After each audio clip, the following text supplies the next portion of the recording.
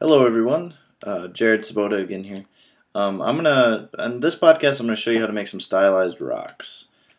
Okay, so there's many ways to do it.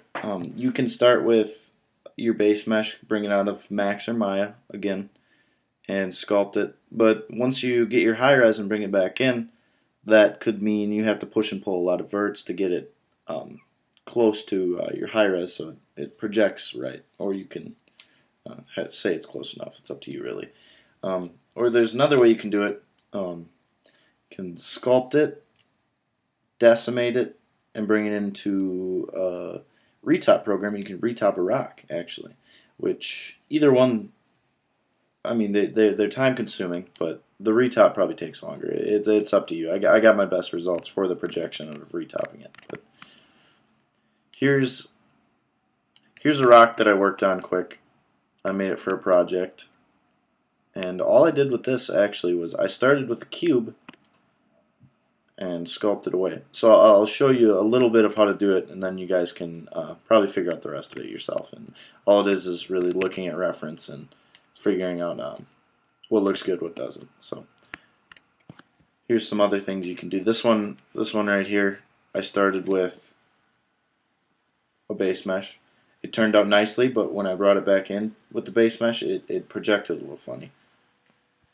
Here's another one I used my base mesh with. This one ended up looking really nice.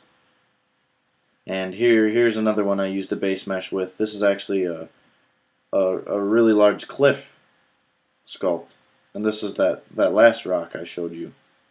Just shoved right in there. And it gives it kind of a neat appeal. But okay, let's get started. I'll show you some tips and tricks here pretty quick. I remembered to make Polymesh 3D. Oop. Divide up to 2 million is good for me.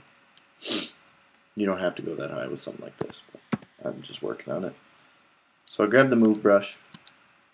I'll just push and pull some things.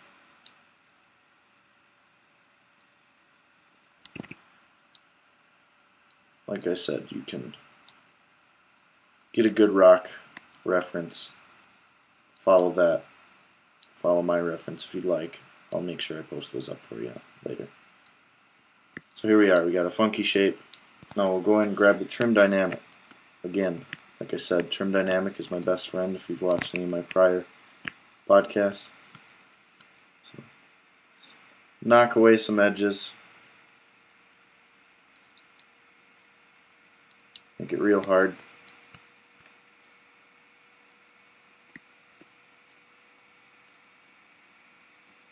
It's neat right there. So here's what I'm going to do. I'm actually going to speed up the video right here and play it faster just so you don't have to watch me sculpt the whole time.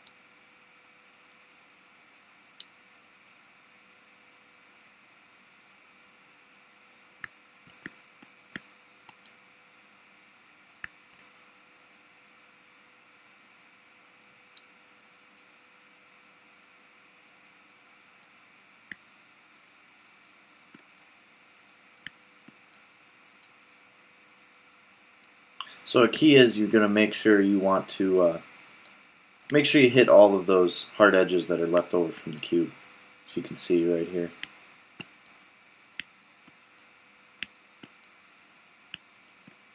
There's some more right here. You don't hit those. You don't want to have too many straight lines though. It's not very organic looking sometimes. So there we go. Just with that, we already have a kind of cool looking rock, I guess. make sure those inside corners, you like the inside corners here, like this. See those? Gives it a real hard look. You can go back in and doctor those up as you go. There you go. Here's a nice looking rock just with the cube. Step 2. I like to take my Orbs crack brush in and just kind of cut in around this, and it gives it kind of a. You can use the dam standard as well for something like that, but you just cut in, do that kind of stuff. And you can do that around it wherever, blah blah blah. There we go. Quick, easy. Step 3. You're gonna go in and grab your dents. You can up the intensity on those. There we go. See, cuts it real nicely. There you go. Grab bigger dents, perhaps. Up the intensity again. There we are. Got a nice looking face of a rock. There's too many dents, but like I said, take time with your yours and you'll get it looking nice. There we are. You can add a big one. Kind of looks like it's part of it. There we are. So we'll grab the surface noise brush. 6, 7 for the intensity. Again. Boom, boom, boom. There we are. That's a really, really, really quick rock. And the other thing is, just like the like bricks and stuff like that, you can go in, add cracks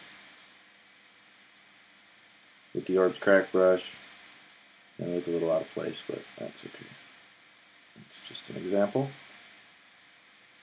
And as I've said before, the key to doing cracks is you wanna vary up your pressure as you go. So let's go over to this side and I'll show you. You're going straight, you let up on that pen, you can see it, and then you push down, you can see it. Kind of jiggle your hand around a little bit, maybe, gives it a little uneven looking, more organic looking crack, maybe.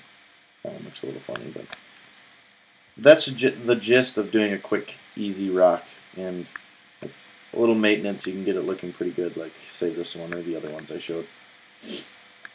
So there you are. That is sculpting a stylized rock. Remember, you can make things like this with the exact same procedure. So you can make huge cliff faces with the exact same procedure. And then stuff like this guy, same idea. This one, if you smush it in the X, it could look like a cliff. Remember, you can use these assets for a lot of different things. Like they could be nice little neat rocks decoration rocks. Or they could be a big cliff, a big mountain. It's just how you build it, depending on if you're using Unreal, Unity, stuff like that. There we are. After that, just hit the decimation master. If you made your base mesh, just have fun projecting it right into Maya, and if you retop it, have fun retopping it. But that's the gist of making a rock. So thanks for listening. My name is Jared Sabota, and that is a stylized quick rock sculpt.